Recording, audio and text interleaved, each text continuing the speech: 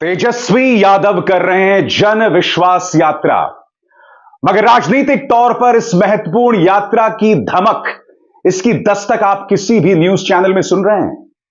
मैं आपको दिखलाना चाहता हूं दोस्तों, इस वक्त लोगों में तेजस्वी यादव का क्या क्रेज है। यह वीडियो देखिए, आपको इस बात से अंदाजा लग जाएगा।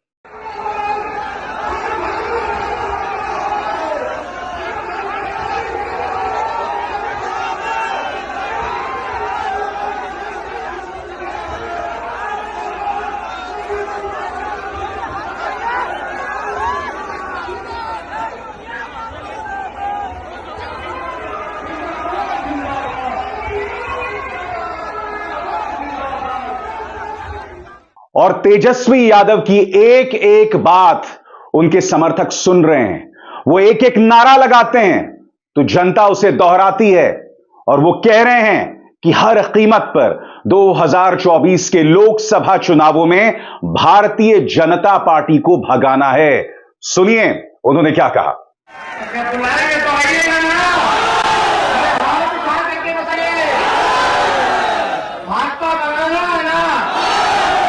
चाचा को काला भगाएगा तो सम्मान कीजिए भाई, सम्मान कीजिए। बड़े हैं, के लोग हैं, समाजवादी पार्टी के लोग हैं, लेकिन भाई भाजपा चुनाव ताकतवर खाना चाहे इसकी जगह में अपने ताकत रह गया है।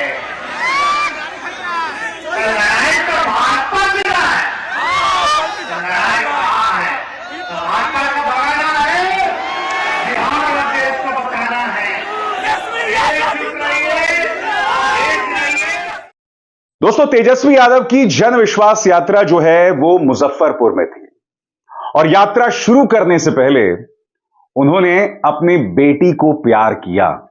और मेरा ये मानना है दोस्तों, अगर आप कोई राजनीतिक यात्रा शुरू करते हैं और अगर आप के साथ आपका परिवार है, अगर आप अपनी बेटी के प्यार से उसकी शुरुआत करते हैं तो वो कभी नाकाम नहीं हो सकती है।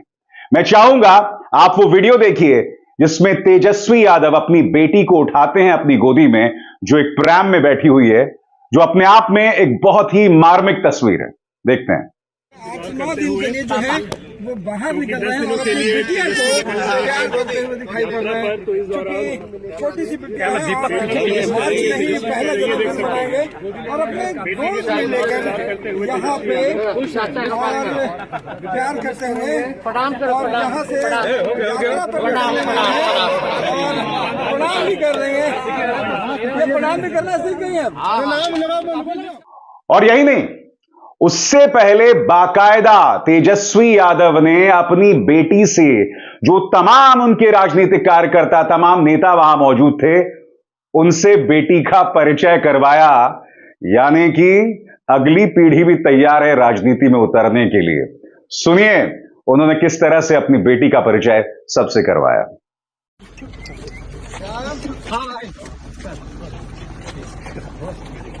ये देखिए बहुत साथ में चलेंगे क्या? नहीं, अच्छा अगले 9 दिन तक मीडिया के साथ नहीं होंगे तो ये तस्वीरें चलिए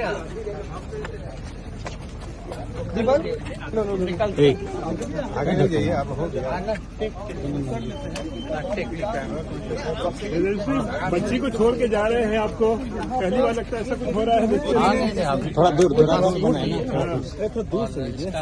एक साल की हो जाएगी 27 मार्च को। ये जो है अभी तो ढूंढती रहती है पापा को। अभी 4-5 दिन तो बाहर जा रहे हैं तो बच्चों का शौक होता है थोड़ा। मिस करेगी थोड़ा? हाँ, नहीं क्यों नहीं करेगी, एकदम करेगी। चलो तो ये आपको ये बात समझना पड़ेगा दोस्तों, इस वक्त तेजस्वी यादव जो जन विश्वास यात्रा कर रहे हैं उन्हें जबरदस्त प्रतिक्रिया मिल रही है और ये अपने आप में प्रधानमंत्री नरेंद्र मोदी और देश के गृह मंत्री अमित शाह के लिए सिरदर्द का सबब है। क्योंकि भाजपा को यह लग रहा है कि बिहार में उन्होंने खेला पलट दिया है। खेला पूरी तरह से पलट गया है, क्योंकि जो बार बार पलटते थे अब वो पलट के भाजपा की गोद में आकर बैठ गए। जिस नीतीश कुमार ने भाजपा के कार्यकर्ताओं को सड़कों पर अपनी पुलिस द्वारा जम के सुतवाया था, पिटवाया था, वही अब उनके मुख्यमंत्री हैं। जिन माननीय सम्राट चौधरी ने कहा था कि मैं मुरेठा तब उतारूंगा जब नीतीश कुमार मुख्यमंत्री पद से हटेंगे, उन्हीं के डेप्यूटी चीफ मिनिस्टर बन गए। जाहिर सी बात है, जनता ये देख रही है, जनता ये देख रही है कि सत्ता पाने के लिए भारतीय जनता पार्टी किसी भी लक्ष्मण रेखा को पार करने को तैयार है। वो ये भी देख रही है कि हर गुजरते दिन के साथ नीतीश कुमार की विश्वसनीयता खत्म हो रही है। ऐसे में विपक्ष की राजनीति इस वक्त तेजस्वी के आसपास घूम रही है। मैं आपको दिखलाना चाहता हूं, जब वो भीड़ से गुजरते हैं तो किस तरह का क्रेज दिखाई देता है। मैं आपको बतला रहा हूं दोस्तों, पिछली बार जब विधानसभा के चुनाव हुए थे, तेजस्वी सिर्फ 2 महीने पहले उतरे थे और आप जानते हैं आरजेडी सबसे बड़ी पार्टी बनकर उभरी थी। यहां तक कि 5 से 6 सीटों में खेला भी कर दिया गया था। तेजस्वी यादव, मैं बता दूं, ये जो तैयारी है, ये जो भीड़ है, ये जो कोशिशें हैं तेजस्वी यादव कर रहे हैं, ये सिर्फ लोकसभा चुनावों के लिए नहीं कर रहे हैं। उनका निशाना विधानसभा चुनाव है।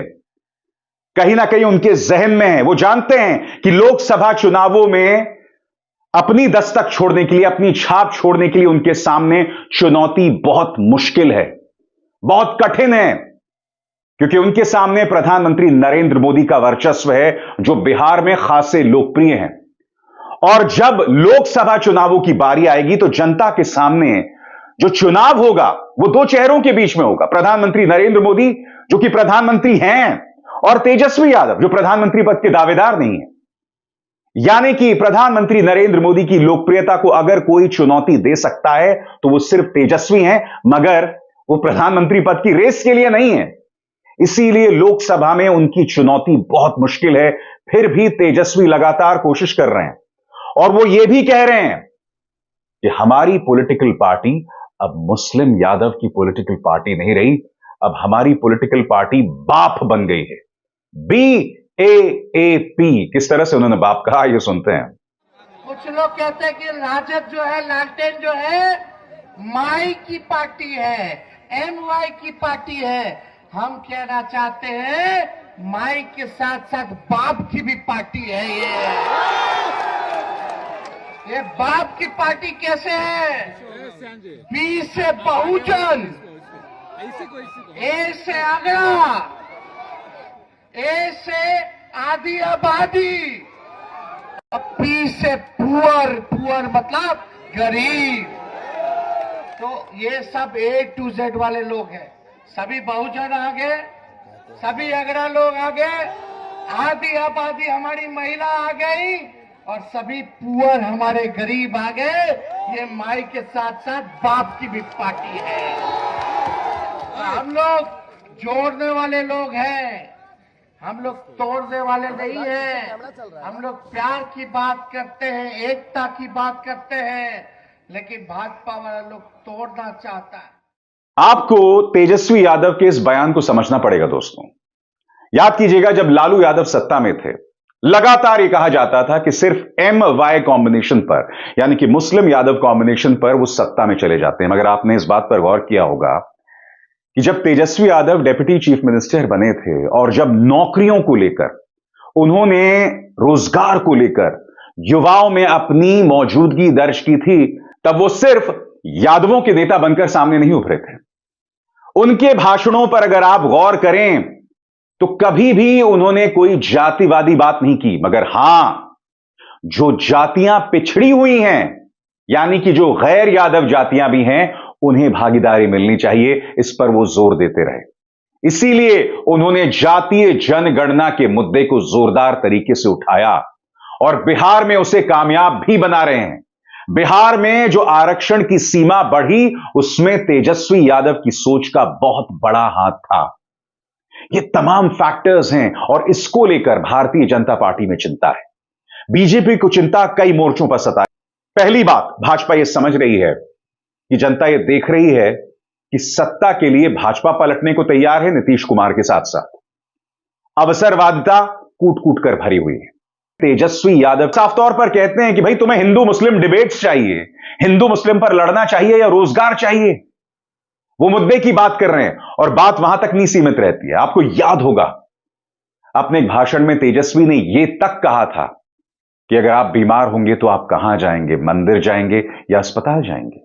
बहुत वाजिब बात है दोस्तों, आप और हम जब बीमार होते हैं तो हम अस्पताल ही जाते हैं और तब अपने रिश्तेदारों को या कभी भी कोई बीमार हो उसे अस्पताल में भर्ती करने के बाद तब हम ईश्वर से प्रार्थना करते हैं। मैं नहीं भूला हूं, ये गुल्लू मुकेश अंबानी का न्यूज चैनल, इन्होंने यह तक कह दिया था कि अगर मंदिर है तो अस्पताल की क्या जरूरत है।